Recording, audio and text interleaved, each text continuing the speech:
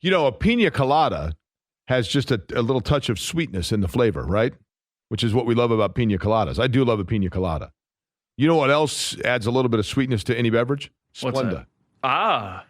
Yeah. And Splenda is on the side pod. You better look at it quickly because it's going to go by pretty quick. Of Christian Rasmussen, who joins us on the program. He starts outside row number 5 for ECR coming up in the 110th Indy 500. Christian, how are you? I'm good. How are you? I'm good. I'm probably like you. I'm excited that it's upon us. From my standpoint, and I'm curious from yours, I really look forward to Carb Day because I feel like at that point, after the practice, like everything's, and I know this sounds crazy, but from a broadcast standpoint, that everything's kind of done. All the auxiliary stuff, all of the commitments, all of the events are over with, and now it's time to get to the fun part, which is the race itself. What about from a driver's standpoint? What is the mindset? Yeah, I would tend to agree with that. That being said, man, Carb Day looks kind of wet, to be honest. So we'll see if we even can get it in. Hopefully we can. Sunday looks a little threatening as well, but hopefully there's a window where we can get the race in. But yeah, no, it's good. You know, we're getting closer and closer. You know, it's only that one last and final practice that we have before we head into the race. So it's nice that it's finally upon us.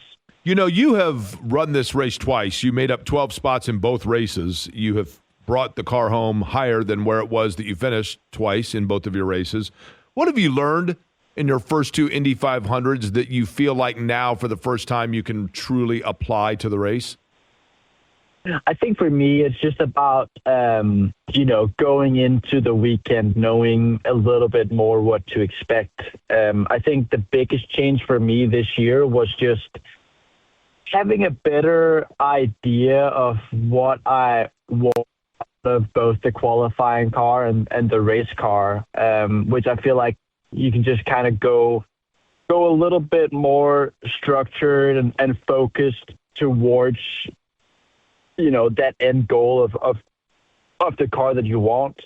So I think that's been the biggest change for me, man. Just having a better idea of what I want, which has just come from, running the race for a couple times now. Interestingly enough, growing up, Christian Rasmussen, my guest in Denmark, it's interesting to me that you had success in Indy Next, notably, and in IndyCar as well, on ovals, because I think that we think that guys that begin racing from a European standpoint are strictly used to road and street courses and not necessarily oval racing. That seems to be a learning curve, pardon the pun, for a lot of guys. What is it about oval racing for you that feels comfortable?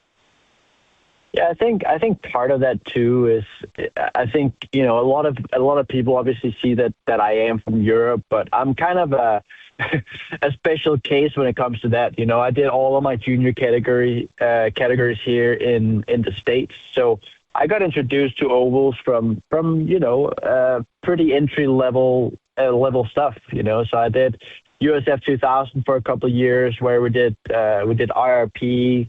I did USF Pro 2000, where we both did IRP and St. Louis, and then obviously my 2 years of it next. So I had quite a bit of experience running ovals. Obviously not from go-kart level or from my very young career, but still a decent amount of time. But yeah, I mean, I've obviously taken to ovals quite well. I love the racing that we do have on the ovals. I think it's some of the best racing product that we have. You don't really see it anywhere else where you're able to run basically side by sides for multiple laps in a row. And that's really what I think the ovals brings to the table, which I think is awesome. You are in a unique situation. Christian Rasmussen, my guest, and let me explain what I mean by this, okay?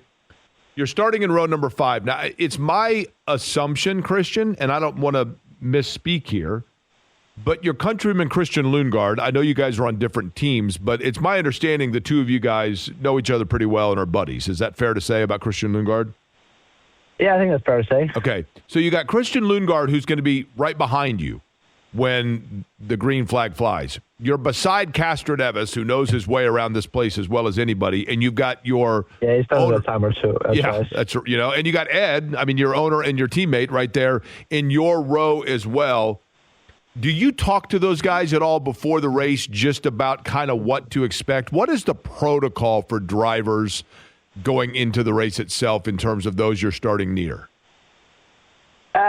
No, I mean that's not on my to-do list.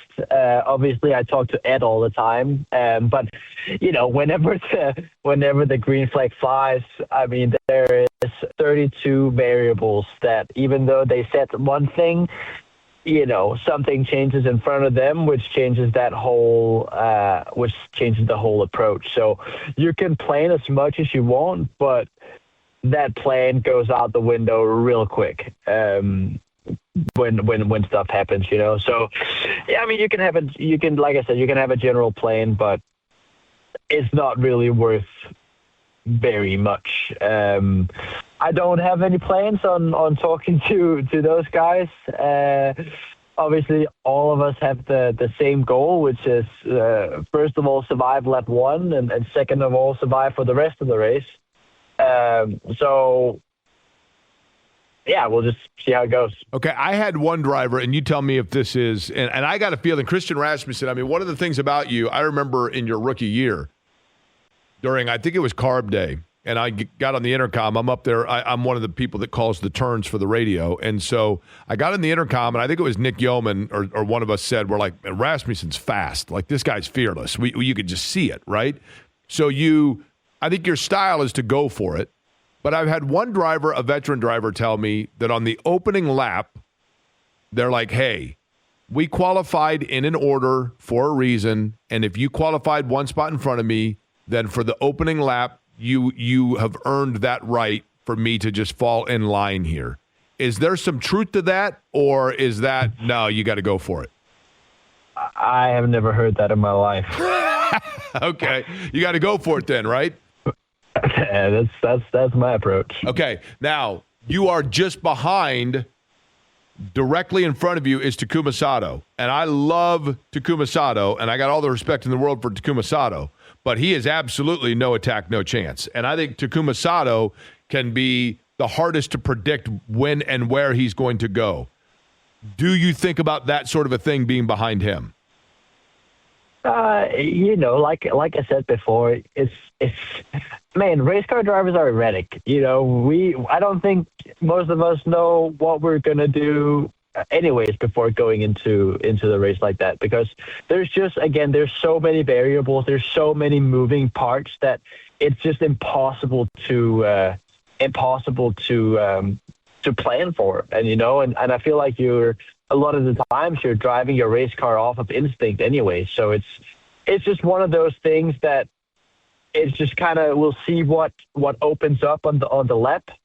On the first lap of the race, and I'll probably just, kind of make a judgment call from there. I think it's, like I've said a lot of times, it's just too hard to plan out because there's so many moving parts. If there is a lot, and I hate to say it this way, Christian, but let's be real. Let's say that you guys go out for Carb Day, you get a full 2 hours in, maybe they even move that time up a little bit, I don't know, but let's say you get the full practice. And then there are rain showers on Saturday and let's say part of Sunday, but you still get the entire race in. How different is that track after any rubber that was laid down has been washed away and it's completely new at the start of the race? Well, it definitely changes things. But on the flip side, I feel like we've gotten very used to that over the course of these couple of weeks of practice. I feel like we've gotten a lot of running in, and then it's been heavy showers. Then we've gotten some more running in, and then heavy showers again. So I feel like we've hit the track quite a few times on a completely green track. So it shouldn't be anything too out of the ordinary. That said, if that's the case, which it probably will be, I feel like we're gonna have a pretty big track progression throughout the race. So the way that your car feels like starting the race is probably not how it's going to feel like ending the race. So I think that's gonna cause some interesting changes throughout the race in terms of how everybody's race cars change and maybe get worse or better during the over the course of the race. I think the last time that we talked to you, Christian Rasmussen, our guest, we mentioned Copenhagen, Denmark, which is your hometown. And I think you said actually that Copenhagen is the Carmel of Denmark, if I'm not mistaken, or something along those lines, because I believe you live there now. But so I want to ask you a couple questions just about Copenhagen and about growing up in Denmark. Is that fair? Sure. Okay. Yeah.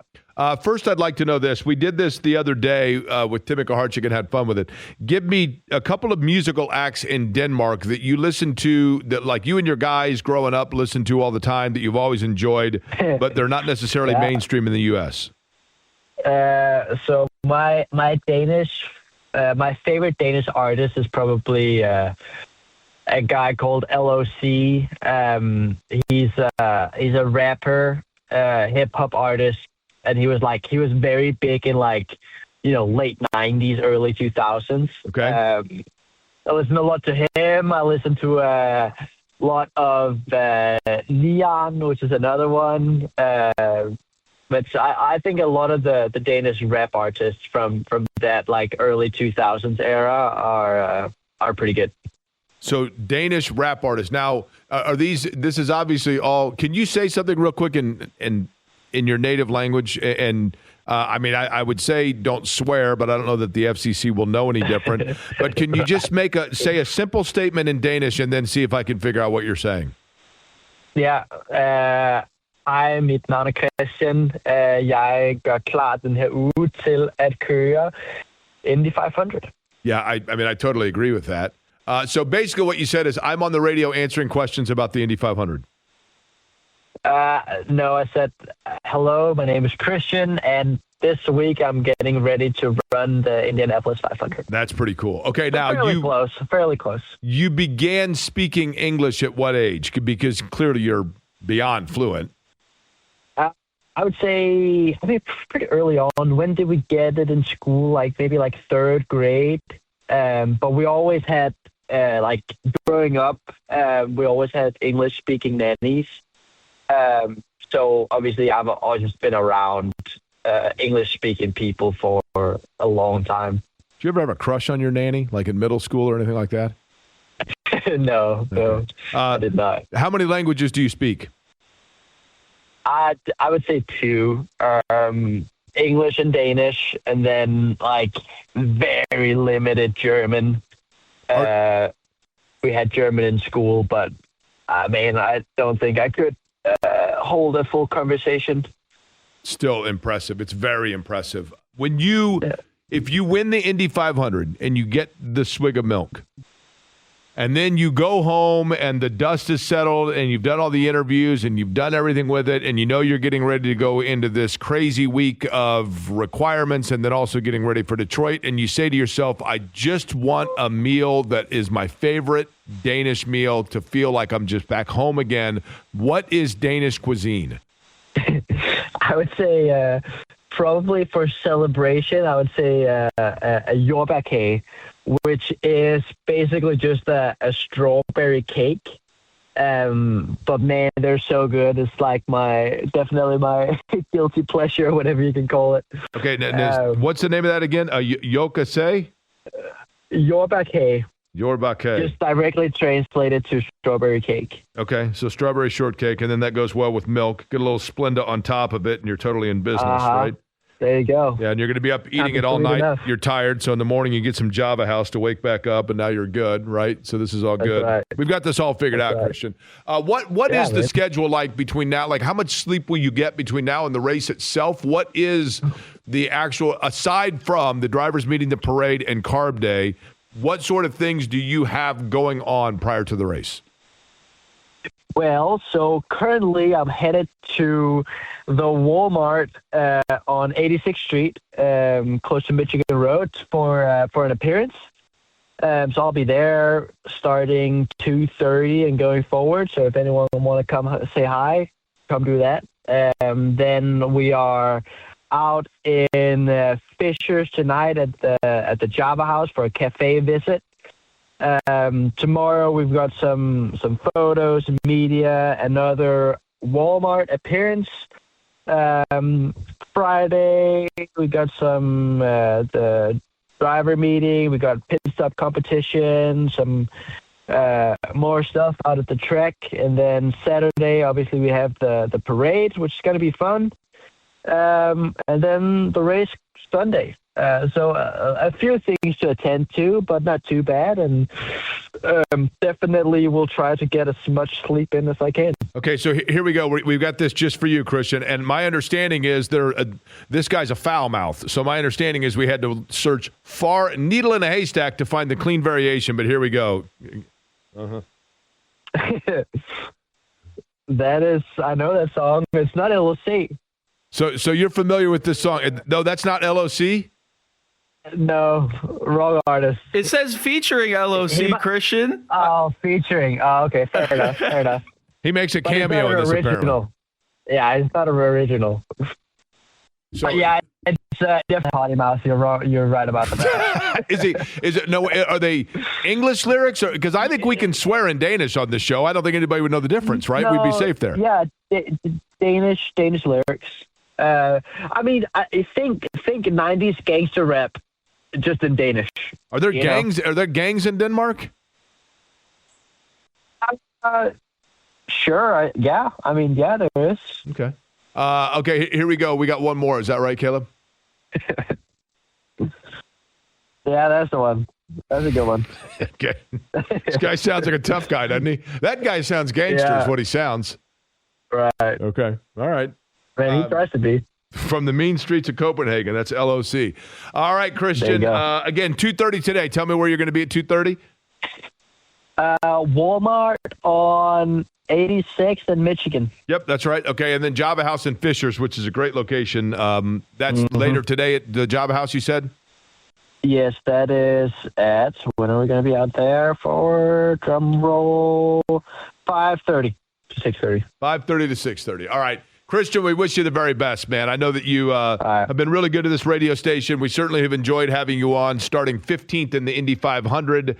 And as I mentioned, in your previous starts, you have never failed to bring the car home even higher than where you started. Certainly wish you the best of luck, and most importantly, a safe run in the Indy 500.